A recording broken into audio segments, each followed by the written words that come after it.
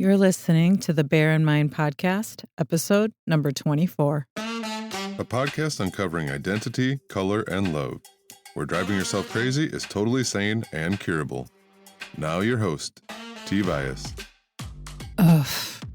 Can you feel the heaviness, the burden of being the token person? And so today I'm actually going to talk about lifting the burden of being a token person. So I'm guessing that you identify as being the token in a group. And what I mean by being the token person is that, and I'll focus primarily on sexism and racism, is that your presence in the group masks either a sexist policy or a racist policy. And this could be a policy in the workplace.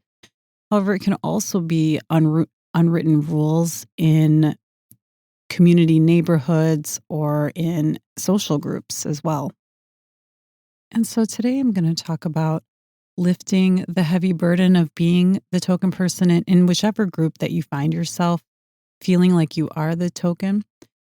So what I'm going to cover today are actually the signs of being the token person in a group and break down what is actually happening. So meaning taking what's covert and talking about it, the group dynamics, in a more overt way. And then some questions to ask yourself on how you can then alleviate some of that burden of being the token person in a group.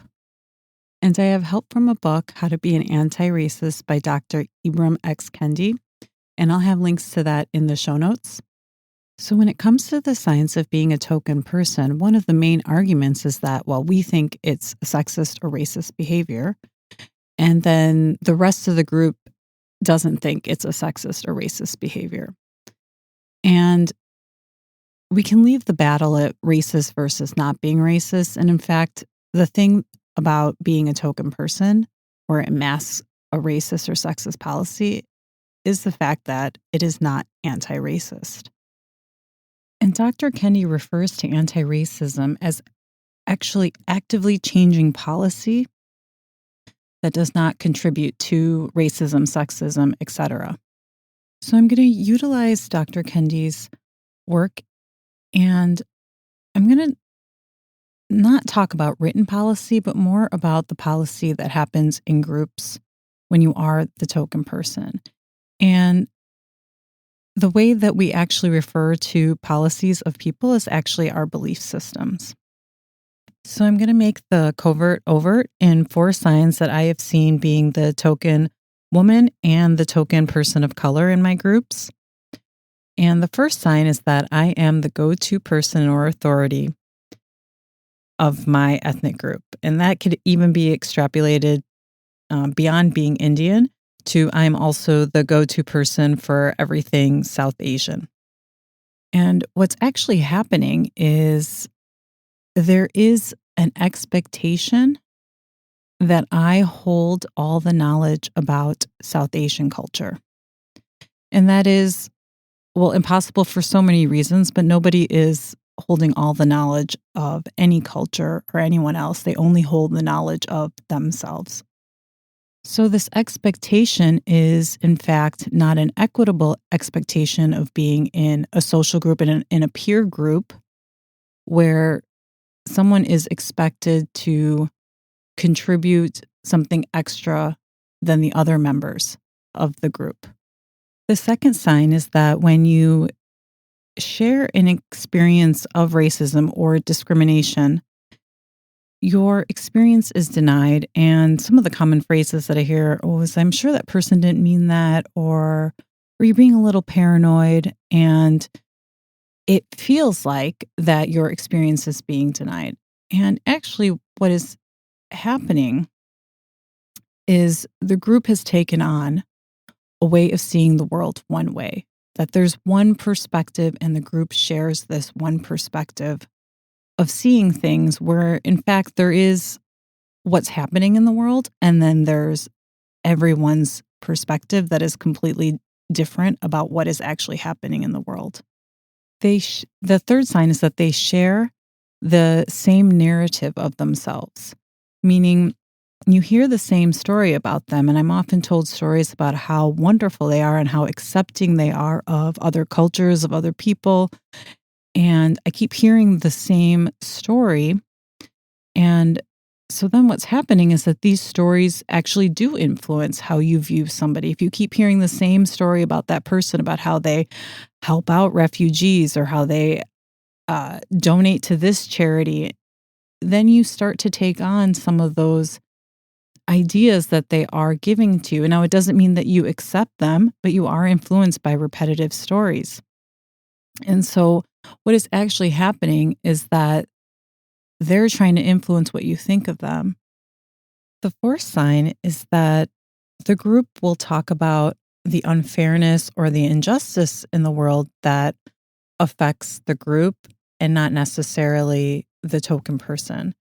So oftentimes they'll talk about the unfairness in maybe paternity or maternity leave, or they'll talk about the injustice to gay people, but not to people of color or Black people.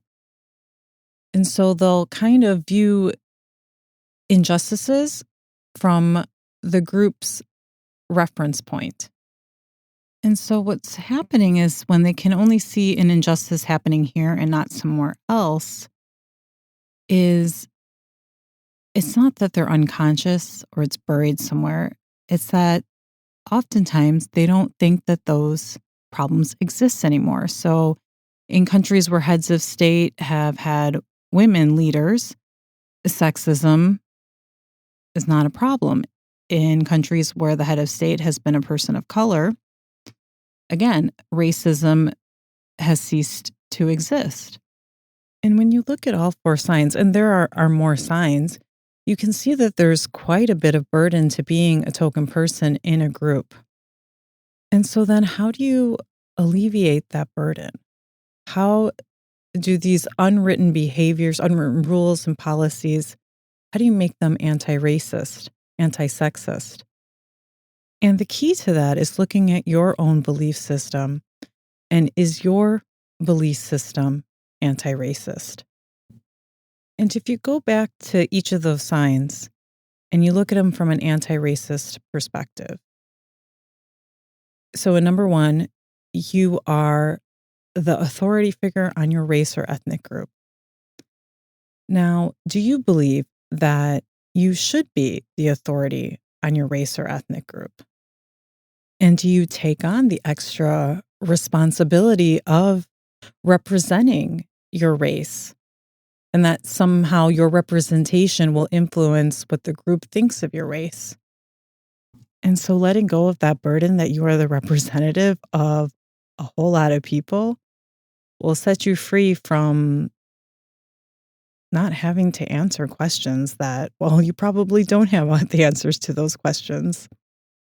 And number two, when you share an experience of discrimination and your experience is negated by the group, well, as in with everything and with every one of our experiences in life, seeking external validation from anyone, even somebody within your ethnic group, is not exactly going to help with validation of your experience. The only way to validate your experience is to do it yourself and not put that burden on the group, not put that burden on your best friend, your sibling, or your parents. So if you believe that you were discriminated against, then you were discriminated against.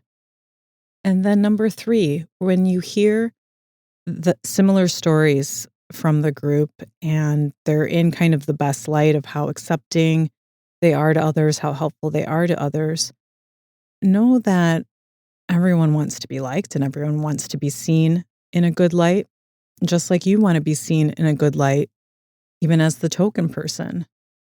And know that we are influenced by the stories that we hear and that we can still be influenced and then still think for ourselves. And know that that's just one story in stories of many. And lastly, number four, when people talk about unfairness in relation to themselves or their group, and they don't see the other injustices in the world. Know that you can see that racial injustice is injustice to the sexes, is gender inequality, is homophobia. One injustice represents all injustice. And with this anti-racist perspective, you can alleviate the burden of being the token person in your group. You can go about life just being human. And I'm going to wrap it up here with a quote by Dr. Kendi in his book, How to Be an Anti-Racist. Making individuals responsible for the perceived behavior of racial groups and making whole racial groups responsible for the behavior of individuals are the two ways that behavioral racism infects our perception of the world. I'll check back with you next week. Thanks for listening. Listen for a new episode next Tuesday by subscribing on your favorite podcast platform. Bye for now.